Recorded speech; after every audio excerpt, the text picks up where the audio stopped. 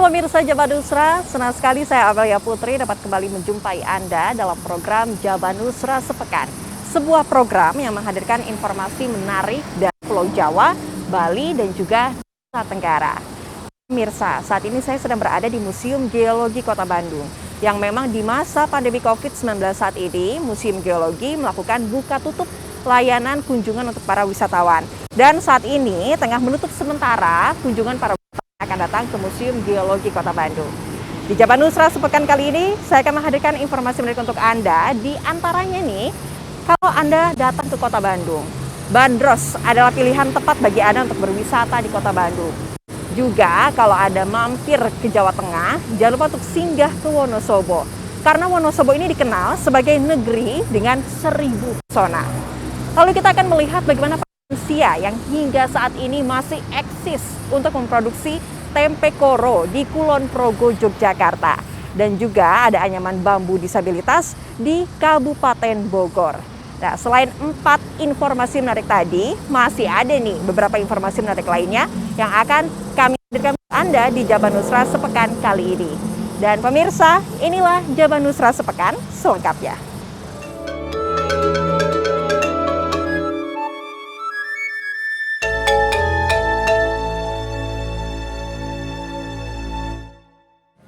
Jabanusra Sepekan kami awali dengan informasi dari Bandung dan Bali.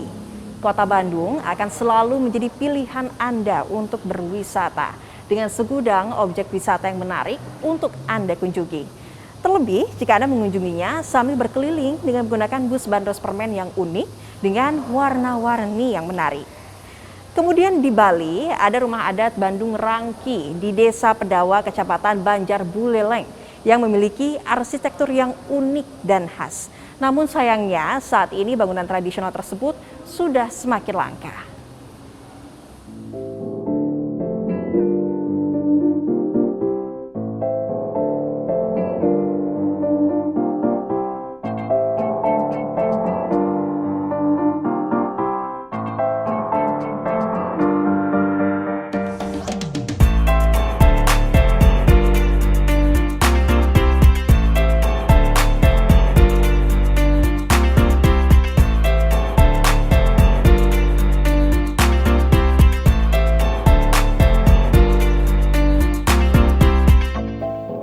'Bus warna-warni seperti permen dengan tema Art Deco yang acap kali terlihat menyusuri sejumlah ruas jalan yang ada di Kota Bandung ini biasa disebut dengan bus bandros, kependekan dari Bandung Tour on Bus. Bus bandros dengan bentuk yang unik ini memanjakan wisatawan yang berkunjung ke Kota Bandung untuk berkeliling kota.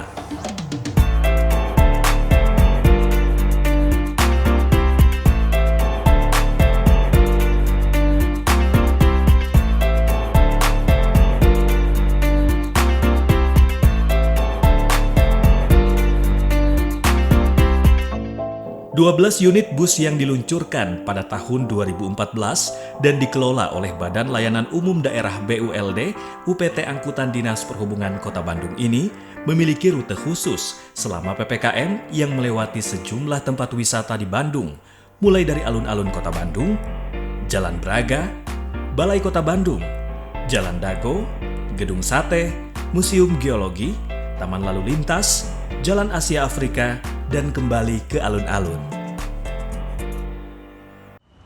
Baik, mungkin saya sampaikan bahwa pertama kali bandros berada di Kota Bandung atau beroperasi di Kota Bandung berawal dari ide Bapak Ridwan Kamil pada saat itu menjabat sebagai Wali Kota Bandung. Beliau mendesain sendiri bentuk maupun desainnya dan modelnya seperti apa, termasuk warnanya juga beliau yang memberikan ide tersebut.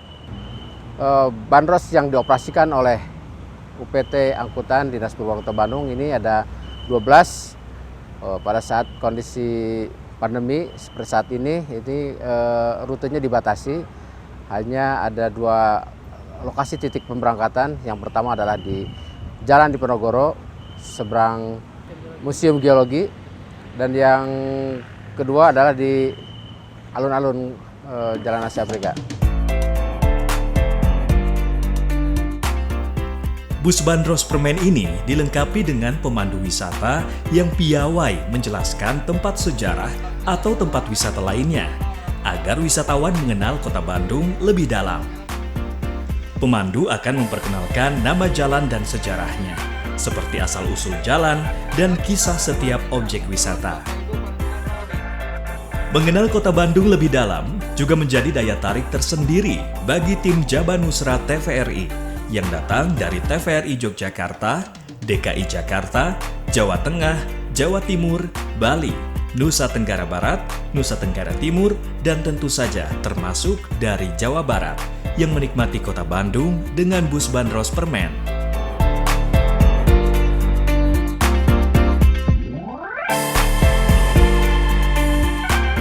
Untuk berkeliling dengan bus unik ini, kita hanya membayar Rp20.000 untuk tiket satu kali perjalanan dan Rp40.000 untuk Anda yang ingin naik di semua rute, berlaku 1 hari. Ternyata kota Bandung itu unik, asik, karena menyimpan sejarah. Ya, tentunya bagi orang luar akan membuka wacana mengenai sejarah kota Bandung khususnya dan secara keseluruhan untuk Indonesia.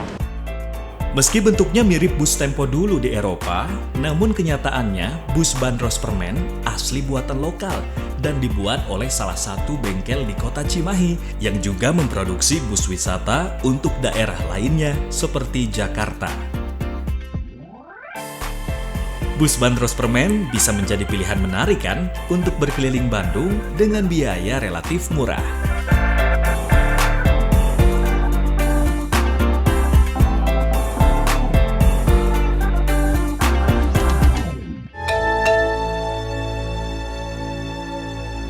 Sama sekali tidak ada sentuhan modern dalam bangunan rumah Bandung Rangki. Atap rumah terbuat dari bambu, dindingnya gedek, dan lantainya dari tanah. Tidak hanya itu, bagian dalamnya juga tidak seperti bangunan modern atau rumah pada umumnya. Kamar tidur utama, kamar anak, dapur dan juga tempat pemujaan tidak memiliki sekat. Hanya posisinya yang diatur sedemikian rupa. Seluruhnya sangat kental dengan suasana tempo dulu. Inilah yang menjadi keunikan dari rumah adat Bandung Rangki, khas Desa Adat Bedawe. Menurut salah seorang pemilik rumah Bandung Rangki, Iwayan Sukrate, saat ini jumlah rumah Bandung Rangki di Desa Adat Bedawe hanya tersisa 27 rumah. Hal ini dikarenakan sejumlah tantangan dalam pelestarian bangunan tradisional tersebut. Masyarakat itu mau mengerti bahwa ini warisan budaya yang sangat adiluhung dan bermanfaat di hari esok. Meyakinkan ini tantangannya luar biasa, Pak. Banyak memboye sebab dari segi ekonomi pembuatan ini lebih mahal. Kedua juga dari segi lokasi tempat penempatan, artinya natah ini, halaman ini kan satu rumah hanya satu ruangan. Rumah Bandung Rangki kini juga telah menjadi daya tarik wisata potensial yang kerap dikunjungi wisatawan. Tidak hanya itu, kunjungan juga banyak dari kalangan akademik untuk mempelajari sejarah dan filosofi kehidupan warga di Desa Bali Age tersebut. Aan Darmawan melaporkan. Pemirsa, Kabupaten Tabanan dikenal memiliki sejumlah objek wisata pemandian air panas. Dari sekian banyaknya objek wisata ini, tentu ini memacu para pengelola untuk bisa menjadikan tempat wisatanya menjadi pilihan tersendiri bagi para pengunjung. Kemudian kita ke Nusa Tenggara Timur, di mana ada air terjun Padawatu yang lokasinya ternyata tersembunyi di balik lereng perbukitan. Air terjun ini menawarkan pesona pemandangan alam yang indah yang akan menyejukkan mata para pengunjungnya.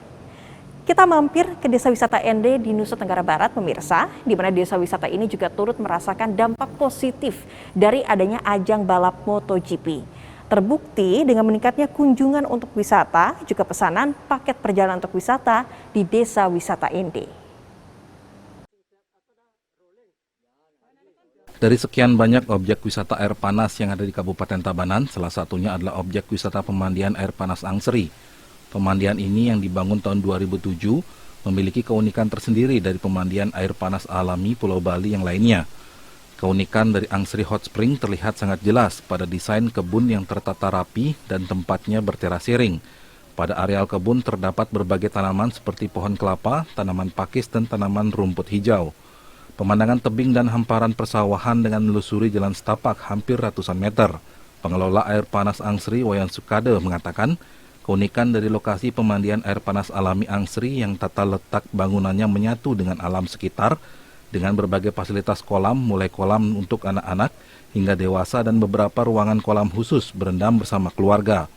Pengunjung ini, Pak? Ya, kita sih sebenarnya lebih berbasis ke alam ya. Orang lain mungkin lebih modern pengelolaannya, kita sih lebih berbasis ke alam gitu loh. Kita lihat Bapak di sini kan kita alam ya. Jadi lebih ke nuansa alamnya yang kita mau tonjolkan. Kenapa kita tidak banyak bangunan dan lain sebagainya? Karena di sana kita buat kebun ya. Kita ada lahan tapi kita buat kebun. Kemudian juga kita mungkin nanti penataannya lebih ke alam, penonjolan ke alam. Karena di sini kan di Angsri ini sebenarnya potensinya tidak ada air panas saja, ada hutan bambu, ada kera. Kemudian ada view kayak sawah ya, bagus sebenarnya kalau kita ini. Beberapa pengunjung mengatakan dipilihnya air panas Angsri sebagai tempat wisata karena air panas ini memiliki keunikan tersendiri dan nuansa alamnya masih alami dan udaranya sangat segar. Kayak tempat ini kayaknya jarang dikunjungi, jadi medannya juga masih bagus. Di samping itu airnya memang betul-betul hangat sekali, seperti itu. Untuk keluarga sangat bagus, apalagi mendidik anak-anak dengan adanya alam, ada air panas, bisa jadi anak pengetahuannya lebih luas. Terutama, kenapa sih bisa ada air panas di sini? Kenapa yang bisa menyebabkan air panas seperti itu? Jadi wisata buat perjalanan anak-anak juga sangat bagus untuk kita. Untuk dapat menggunakan fasilitas kolam air panas alami Angsri, pengunjung membayar tiket masuk bagi wisatawan lokal anak-anak Rp6.000 dan dewasa Rp10.000. Wisatawan asing anak-anak Rp15.000 sedangkan dewasa Rp45.000. Bagi yang menggunakan kolam privat untuk 4 orang dikenakan biaya Rp15.000 selama 30 menit. Ida Bagus Tastre, Ketut Soekarnate melaporkan.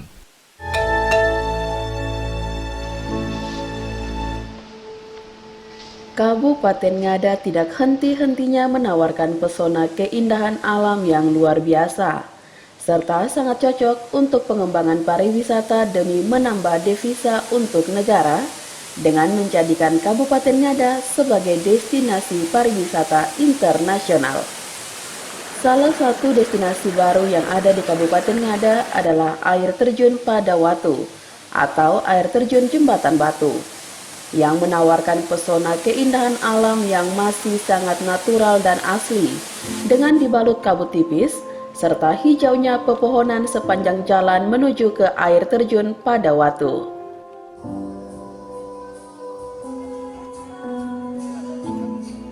Untuk masuk ke lokasi wisata ini, pengunjung hanya perlu membayar karcis masuk sebesar Rp5.000 per orang, dan sudah bisa menikmati keindahan surga kecil di lereng bukit. Para pengunjung yang datang akan melewati 1000 anak tangga menuju air terjun, sembari menikmati dinding batu alami, serta pepohonan hijau dengan udara yang sejuk, dan juga pemandangan ratusan sarang lobak madu yang tergantung di bebatuan. Sesampai di lokasi air terjun Padawatu, pengunjung akan dibuat terpesona dengan air terjun bertingkat yang dihiasi dengan jembatan batu alami, seolah-olah membingkai air terjun seperti lukisan alam yang menakjubkan. Salah seorang pengunjung, Marta Wake, mengungkapkan dirinya sangat bersyukur bisa menikmati surga kecil di lereng bukit ini, walau menguras banyak tenaga untuk bisa menikmati pesona alam air terjun Padawatu. Tuhan menganugerahkan kekayaan yang begitu indah, teristimewa tempat ini. Saya bersyukur dan terima kasih walaupun saya berjeri lelah melewati ratusan tangga yang saya pikirkan mungkin itu sangat sulit dan susah untuk saya lewati. Tetapi ketika saya sulit dan melewati itu semua itu terbayar dengan keindahan alam yang itu luar biasa. Itu semua karena anugerah Tuhan. Terima kasih Sang Pencipta, dan saya mengharapkan bagi kita semua yang hadir di tempat ini ataupun penduduk-penduduk yang akan datang dan menantikan tempat ini yang begitu luar biasa. Mari kita sama-sama menjaganya dan melestarikannya.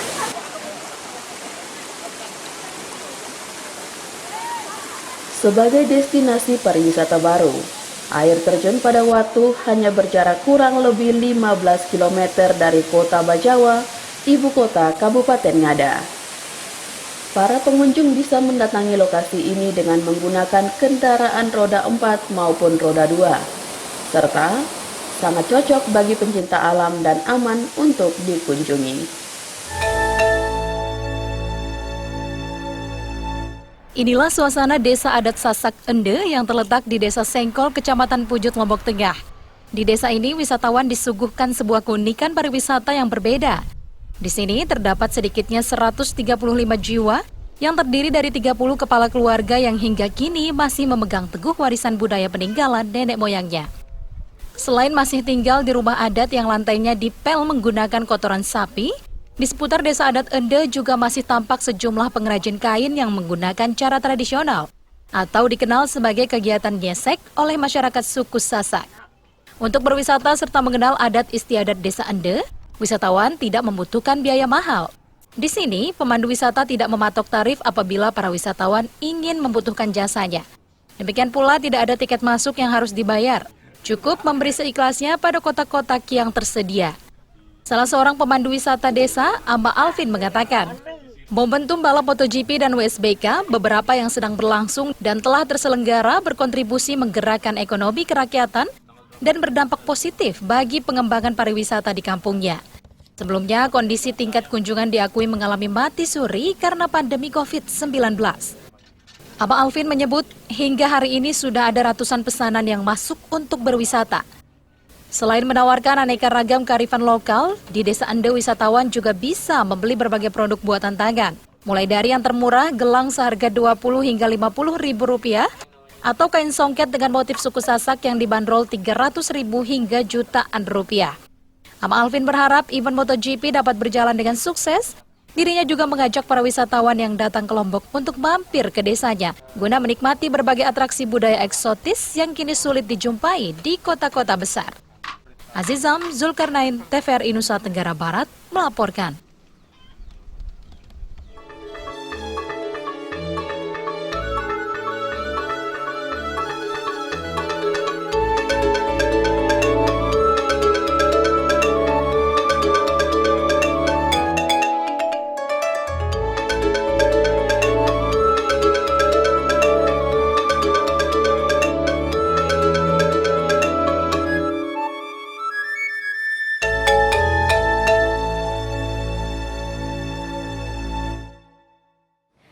Pemirsa, kita mampir ke Wonosobo, di mana Wonosobo ini diapit oleh dua gunung muda yang masih aktif, yakni Gunung Sindoro dan Gunung Sumbing, yang ternyata bisa menampilkan pemandangan yang luar biasa menakjubkan dari segala sisinya.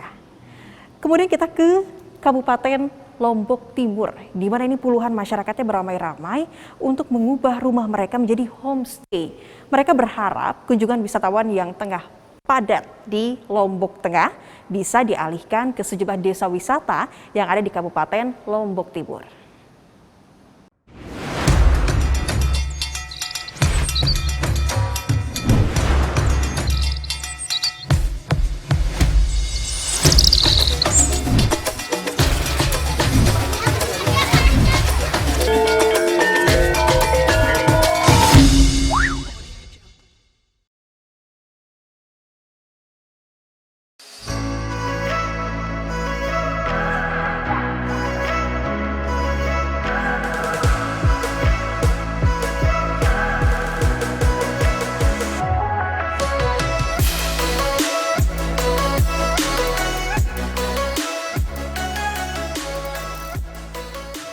Dari pintu masuk, saya melewati deretan anak tangga untuk mencapai ke dermaga Telaga Menjer.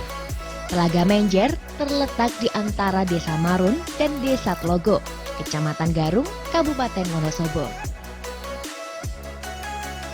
Di tepi dermaga ini, saya terkagum dengan indahnya panorama alam yang tergambar di depan saya. Wonosobo diapit dua gunung muda yang masih aktif, yakni Gunung Sindoro dan Sumbing, yang bisa menampilkan pemandangan menakjubkan dari segala sisi. Memang layak ketika Wonosobo mendapat julukan Negeri Seribu Pesona. Berlokasi di sebelah utara kota Wonosobo dengan luas 70 hektar, Telaga Menjer menyandang predikat telaga terluas di Kabupaten Wonosobo. Tak hanya menikmati pemandangan dari tepian dermaga, dengan membayar Rp15.000 saja, poros sederek juga bisa naik perahu berkeliling Telaga Menjer. Menyusuri kawasan Telaga Menjer menggunakan perahu menjadi pengalaman yang menyenangkan sekali. Dari sini, alam Telaga Menjer begitu indah memanjakan mata. Lingkungan yang masih sangat asri menjadi penyejuk siapapun yang datang ke sini. Angin sepoi-sepoi membelai lembut derawan air di sekitar telaga. Seakan-akan menyapa kehadiran para pengunjung yang sedang menikmati pemandangan dari perahu ini.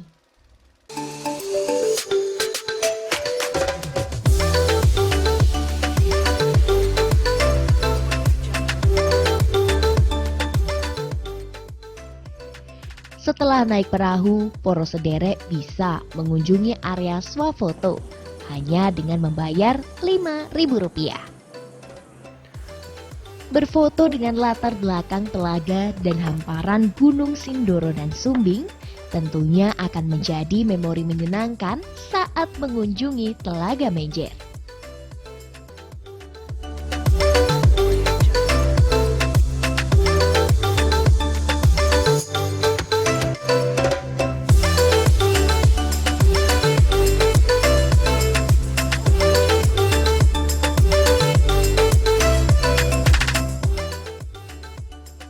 Setelah dari Telaga Menjer, saya mengajak poros sederek untuk mengunjungi Taman Wisata Kalianget.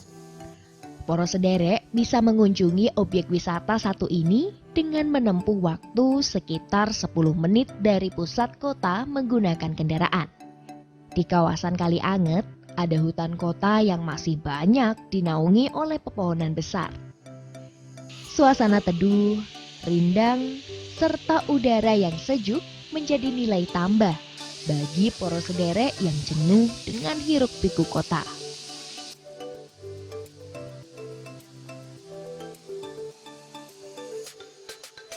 Dengan merogoh kocek sebesar Rp7.000, poros sederek bisa menikmati pemandian Kalianget.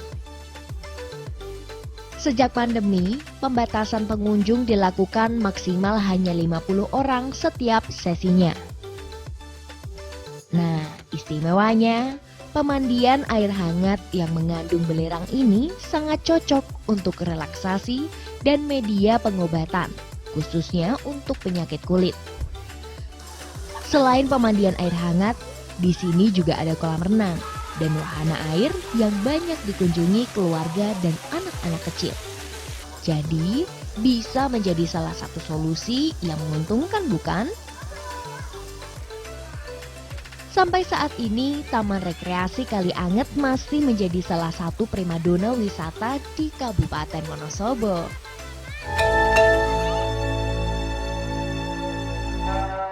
Puluhan masyarakat Desa Kembang Kuning, Kecamatan Sikur, Kabupaten Lombok Timur yang mengubah rumah pribadinya menjadi homestay dilakukan untuk memenuhi kebutuhan akomodasi bagi penonton MotoGP. Hingga saat ini, dari data Desa Kembang Kuning, Kecamatan Sikur, beberapa rumah warga sudah terisi dan disewa oleh wisatawan. Kepala Desa Kembang Kuning, Lalu Sujian, mengatakan langkah masyarakat menyulap rumah menjadi homestay atau penginapan sudah lama dilakukan, karena setiap kegiatan besar yang digelar oleh pemerintah Provinsi Nusa Tenggara Barat, homestay di Desa Kembang Kuning selalu menjadi tujuan wisata karena dikenal memiliki konsep desa wisata banyak air terjun dan hamparan sawah.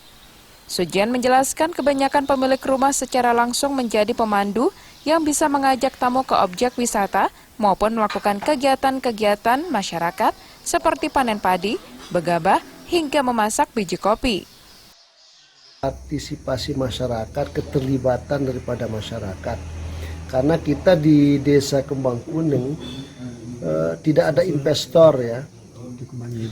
Jadi pariwisata itu dilakukan sendiri oleh masyarakat dan dinikmati sendiri oleh masyarakat. Itu tidak ada investor. Jadi kalau ada investor, masyarakat itu hanya sebagai buruh ya, sebagai tukang-tukang bersih. Mungkin itu kelebihan kami karena pariwisata itu dikelola langsung oleh masyarakat itu sendiri, karena masyarakat itu sendiri yang punya akomodasi, dia yang mengelola. Nah, bisa teman-teman ini merekrut para pemuda-pemuda kita yang ada di desa sebagai guide, sebagai pelaku wisata. Meski selama pandemi konsep rumah menjadi homestay ini mulai jarang dilakoni oleh masyarakat, namun konsep ini kembali hidup dengan adanya gelaran MotoGP. Nenang Marsuandi, TVRI Nusa Tenggara Barat melaporkan.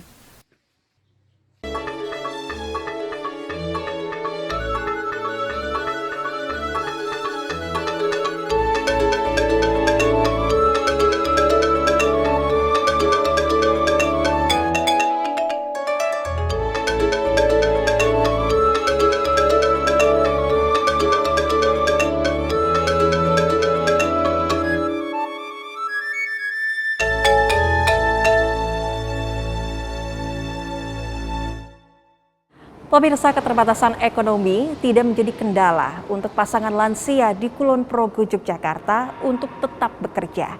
Pasangan lansia ini masih tetap eksis untuk produksi tempe kacang koro yang saat ini sudah jarang ditemukan di Yogyakarta. Kemudian di Nusa Tenggara Timur, pemberdayaan ekonomi melalui sektor pertanian saat ini tengah dikembangkan demi kesejahteraan masyarakat. Salah satunya melalui budidaya tomat yang dilakukan oleh masyarakat di perbatasan Indonesia dan Timor Leste.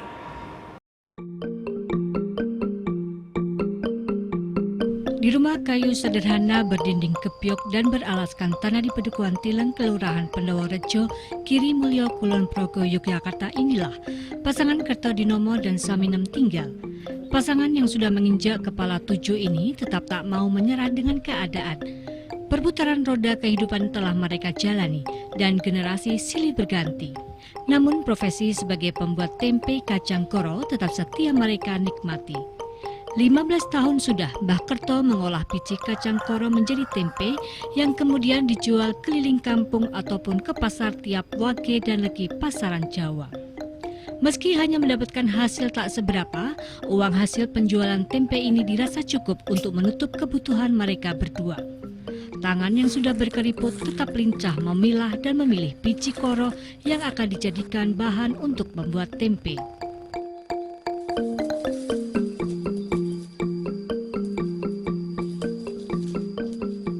Asap mengepul dari dapur sederhana berdinding bilik bambu menjadi pertanda Mbah Kerto mulai bekerja. Biji koro yang telah 3 hari direndam air, kemudian bagian cangkangnya dibersihkan dan ditiriskan. Selanjutnya dikemas menggunakan daun pisang.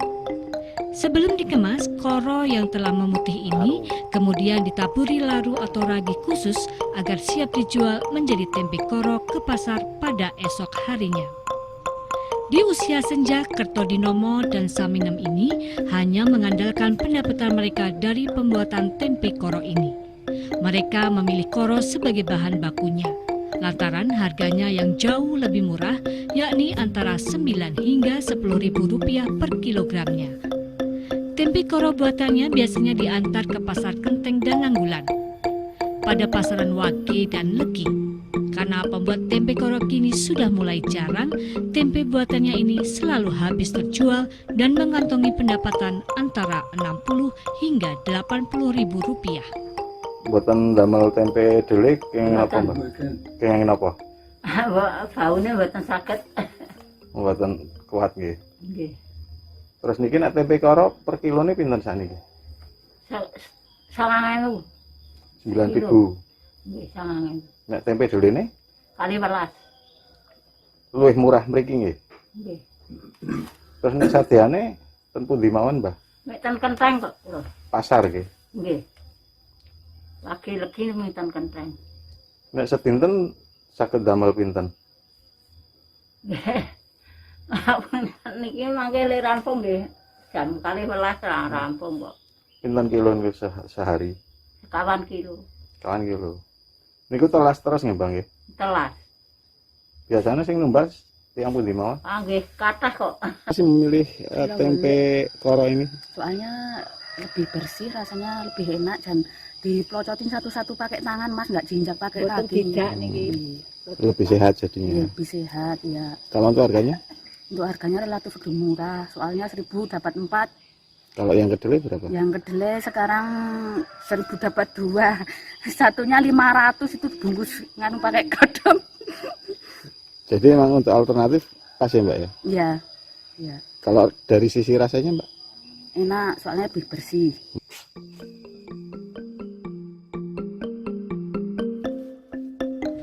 Di tengah kelangkaan dan kenaikan harga kedelai, tempe koro buatan Mbah Kerto ini menjadi buruan warga.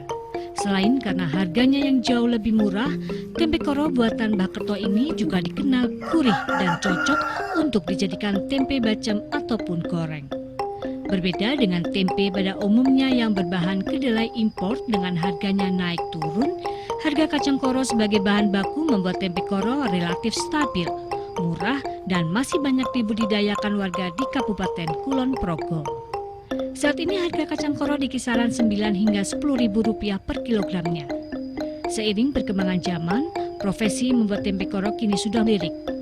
Selain rumit karena biji koro dikenal mengandung racun, proses pembuatannya juga membutuhkan waktu yang cukup panjang. Jika dibandingkan harga kedelai yang tidak stabil, tempe koro ini bisa menjadi pilihan alternatif di tengah melonjaknya harga kedelai yang sempat berimbas mogoknya para pengusaha tahu dan tempe. Demikian dari Kulon Progo, Dian Adi melaporkan.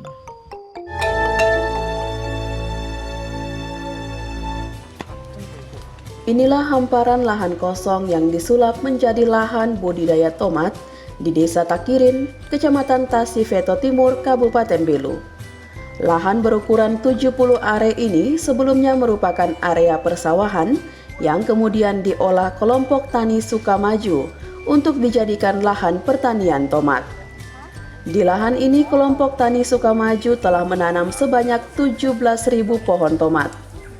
Pengalihan fungsi dari lahan persawahan menjadi lahan budidaya tomat dikarenakan hasil pertanian tomat lebih menjanjikan sehingga dapat meningkatkan pendapatan dari sisi ekonomi bagi para anggota kelompok tani. Hanya dalam rentang waktu 3 bulan bekerja, kelompok tani Sukamaju berhasil melakukan panen raya dengan nilai mencapai ratusan juta rupiah. Hasil yang didapat ini akan dibagi bersama anggota kelompok untuk pengembangan ekonomi serta biaya pembibitan untuk aktivitas tanam selanjutnya. Ketua kelompok tani Sukamaju Hieronymus Folk mengatakan, budidaya tomat ini merupakan yang perdana dilakukan di Desa Takirin, karena selama ini masyarakat lebih berfokus untuk menanam jagung dan padi. Dan ternyata hasil yang didapat sangat menjanjikan, sehingga mampu meningkatkan pendapatan ekonomi keluarga mereka. Saya memilih tanam tomat ini karena dia banyak kali panen. Kalau padi dengan jagung dia hanya setahun sekali panen. Makan dengan tomat ini kan sering kali di pasar, harga di pasar lancar. Maka saya dalam tahun ini saya merubah pikiran, rubah sistem untuk tanam tomat karena bisa membiayai sumber hidup keluarga. Keberhasilan budidaya tanaman tomat ini tidak terlepas dari pendampingan yang diberikan bagi kelompok tani, mulai dari pengendalian hama, pengolahan lahan, budidaya, hingga pemasaran hasil panen. Nah, sementara seperti yang kita lihat sekarang itu di tanaman tomat. Nah, lihat pendampingan kami, petani merasa terbantu sekali karena biasanya kalau di musim hujan, tentang mereka itu tomatnya tidak bisa tumbuh. Tapi setelah kami dampingi, mereka bisa sampai panen hasil. Seperti hari ini kita bisa lakukan kegiatan. Itu pendampingan dalam bentuk apa? Pupuk? Pendampingan itu kami bergerak di bidang pengendalian hama penyakit di pestisida. Tapi kami tidak fokus di situ saja, tapi kami ambil dari persiapan lahan, budidaya sampai pengendalian hama penyakit, bahkan sampai tingkat pemasaran. Budidaya tomat yang dilakukan oleh kelompok tani Sukamaju ini diharapkan mampu menjamur dan menjadi contoh bagi masyarakat di Desa Takirin untuk meningkatkan pendapatan ekonomi.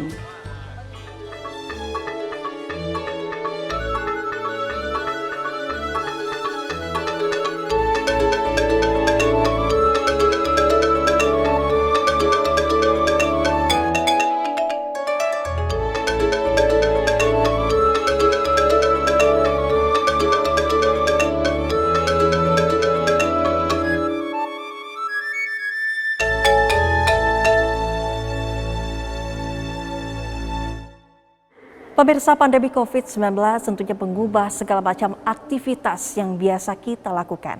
Seperti salah seorang sopir di Kabupaten Jombang, Jawa Timur yang beralih menjadi perajin lampu hias. Dirinya berinovasi dengan bahan-bahan bekas dari paralon bekas. Masih dari Jawa Timur, saudara, para perajin di Kampung Sentra Kerajinan berbahan dasar daun pandan tentunya berinovasi dengan segala macam jenis produk untuk bisa mempertahankan usahanya di tengah pandemi saat ini. Beginilah aktivitas Agung Purwanto, warga desa Sukorejo, Kecamatan Perak, Jombang.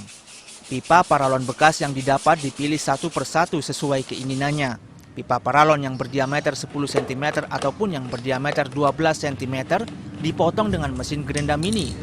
Masing-masing panjang antara 20 hingga 25 cm. Untuk membuat lampu hias dilanjutkan dengan pembuatan pola.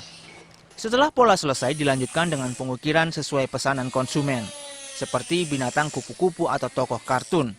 Agar hasil ukirannya indah, dibutuhkan waktu dan ketenangan. Untuk teknik ukiran dengan alat elektronik, mantan sopir ini telah belajar seni grafis secara otodidak. Setelah paralon terukir indah dengan aneka gambar pesanan, kemudian diberi cat semprot untuk pewarnaan. Lampu aneka warna yang dipasang di bagian dalam paralon akan menentukan keindahan lampu yang berpadu dengan warna lukisan pada bagian luar paralon. Perpaduan warna dan gambar yang sesuai membuat setiap lampu hias yang dihasilkan tampak indah.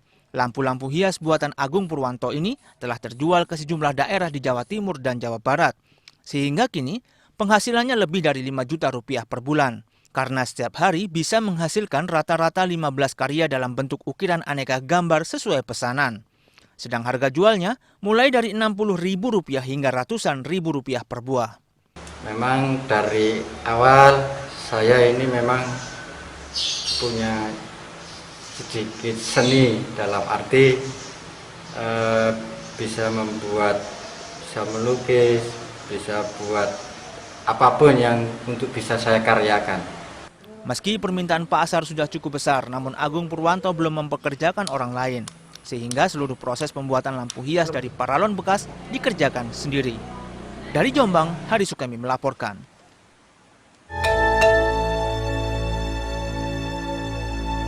Di Desa Manungkerep, Kecamatan Kabuh, Jombang ini tercatat sekitar 100 warga berprofesi sebagai pembuat kerajinan aneka anyaman dari daun pandan. Salah satunya adalah Nur Hadi. Bapak satu anak ini menunjukkan bermacam aneka produk anyaman daun pandan hasil karyanya. Seperti tempat tisu, tempat make up, tas, kotak mahar, tempat madu, sandal biasa, sandal hotel, bantal, dan beberapa kerajinan lain. Nur Hadi menceritakan awal mula memulai usaha ini sekitar 2 tahunan bersamaan dengan badai pandemi COVID-19 melanda. Usaha kerajinan warga desanya banyak yang gulung tikar, sehingga akhirnya muncul ide untuk berinovasi membuat produk berbahan baku daun pandan agar tidak melulu dibuat tikar saja.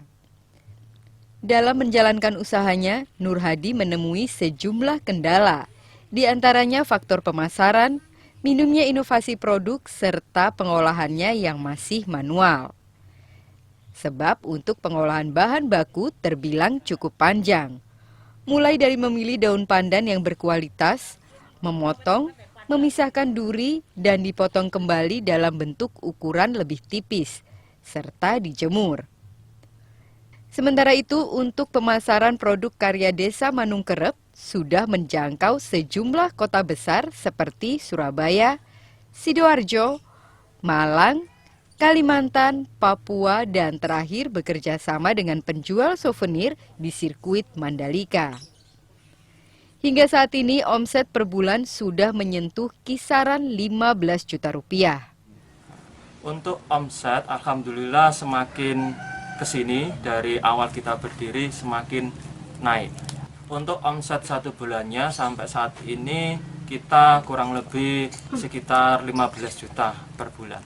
Untuk pemasarannya kita sudah mulai dari luar kota, luar daerah, luar pulau. Yang paling jauh kita kemarin kirim ke daerah Kalimantan, Papua, terus yang terakhir kita sudah bekerja sama dengan lapak di sirkuit Mandalika. Nur Hadi dan ratusan warga desa Manungkerep berharap perhatian dari pemerintah daerah setempat untuk lebih peduli terkait permodalan.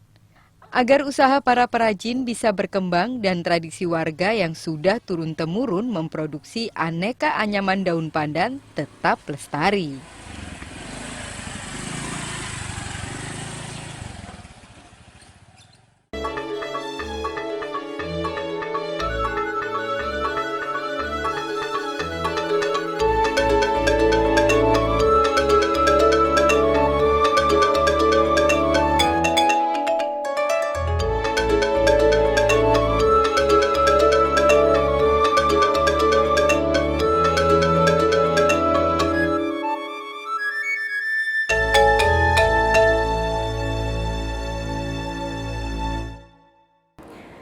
Pemirsa, kita beralih ke wilayah Bogor, di mana kita akan melihat produksi anyaman yang dibuat oleh seorang disabilitas di Desa Tajur Halang, Kabupaten Bogor.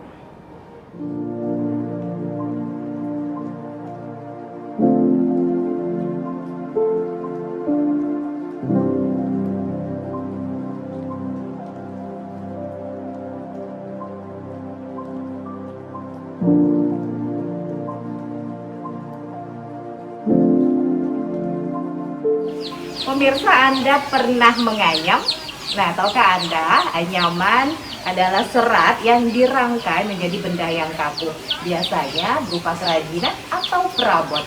Nah, kali ini saya sudah berada di Kampung Cinewon, Desa Tajur Halang, Kecamatan Cijeruk, Kabupaten Bogor.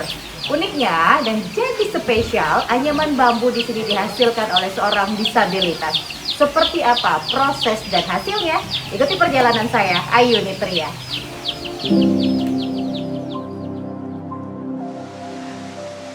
Kali ini saya akan mengajak pemirsa menuju Kampung Cinewon, Desa Tajur Halang, Kecamatan Cijeruk, Kabupaten Bogor, untuk menemui Pak Omang, seorang pengrajin anyaman bambu.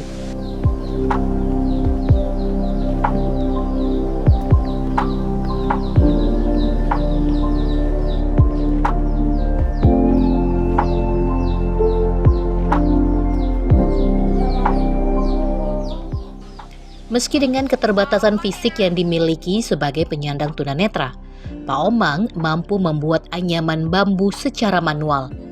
Pekerjaannya membuat keranjang bambu dilakukan sendiri, dimulai dari memotong bambu sesuai ukuran hingga membelah bambu menjadi tipis, kemudian diserut dan dirapikan satu demi satu sampai menjadi sebuah keranjang besek.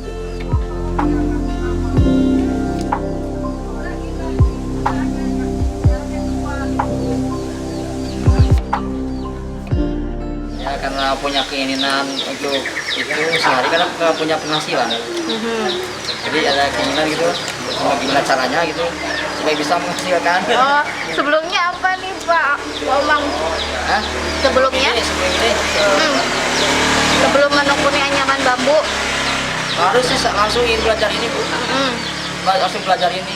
Berarti otodidak gitu maksudnya belajarnya? Hah? Otodidak, belajar sendiri? Oh, belajar sendiri. Wah.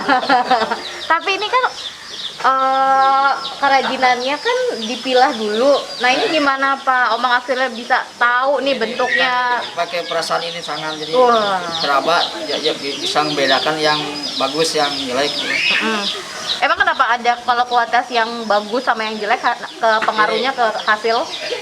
Kalau ini bambunya terlalu muda kan hasilnya jelek Bu. Sehari itu bisa berapa sih Pak Omang untuk produksinya sendiri yang dihasilkan? 200 sampai 300 kadang. Sehari ya? Gimana semangatnya?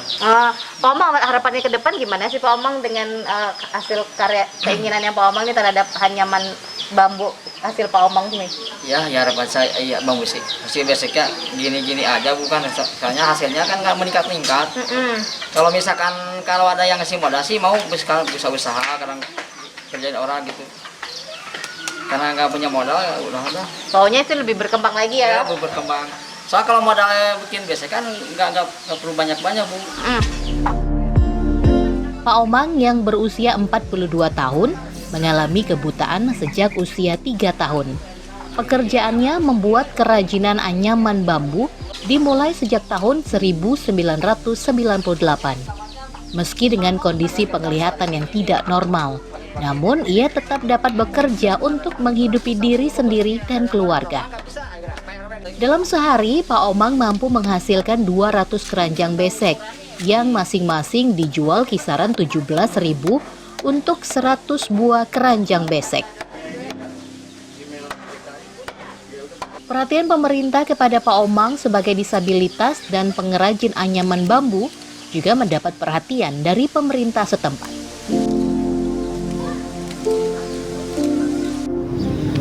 Baik, terkait masalah Pak Omang, sebenarnya sudah saya sudah mendapat laporan dan tentunya kita sudah berkoordinasi dengan pihak desa untuk mendapatkan perhatian, minimal ada bantuan dari pihak desa.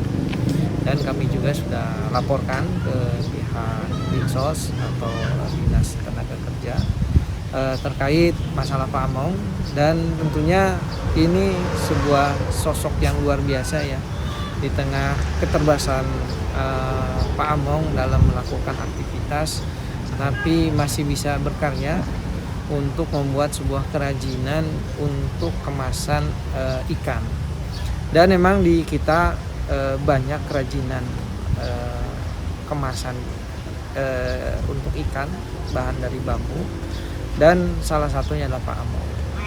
Pak Omang ini sudah lama berkiprah di kerajinan tersebut ya untuk mencukupi kebutuhannya sehari-hari, dan sudah juga kami masukkan dalam UMKM di Kecamatan Kijang.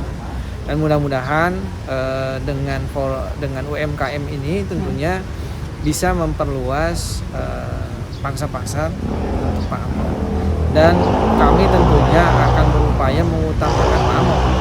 Ketika ada pesanan melalui UMKM, kita akan lebih utamakan Pak Omang untuk mendapatkan pesanan. Baik, kalau dari segi modal mungkin mereka kan sangat minim sekali gitu kan, bisa dibilang seperti itu. Nah dari pihak pejabat sekitar juga gitu, termasuk kecamatan, yang adakah bantuan khusus untuk hal tersebut?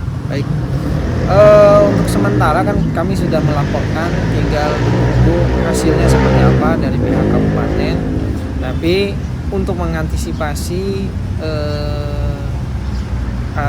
proses di kabupaten, kita akan mengupayakan melalui dana desa. Dana desa nanti untuk memperkuat permodalan atau bantuan ke kelompok-kelompoknya, terutama Pak Omang. Nanti kita akan upayakan melalui dana desa agar bisa mendapatkan tambahan modal dan bisa lebih mengembangkan usaha. Menganyam merupakan salah satu potensi yang harus dikembangkan di Desa Tajur Halang agar menghasilkan nilai ekonomi dan perkembangan desa wisata dan UMKM.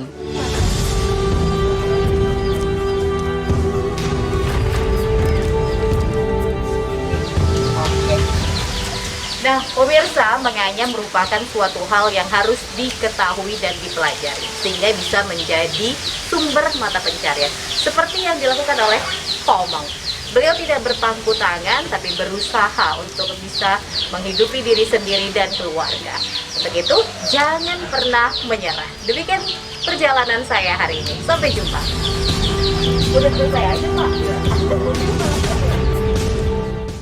Pemirsa, informasi dari Kabupaten Bogor tadi sekaligus mengakhiri perjumpaan kita di Jaban Nusra Sepekan edisi kali ini. Nantikan informasi menarik lainnya di Jabanus Ras Sepekan, masih dengan informasi dari Pulau Jawa, Bali, dan juga Nusa Tenggara. Dari Museum Geologi Kota Bandung, saya Abelia Putri beserta kerabat kerja yang bertugas dari TVRI Stasiun Jawa Barat pamit undur diri. Sampai jumpa lagi di Jabanus Ras Sepekan berikutnya.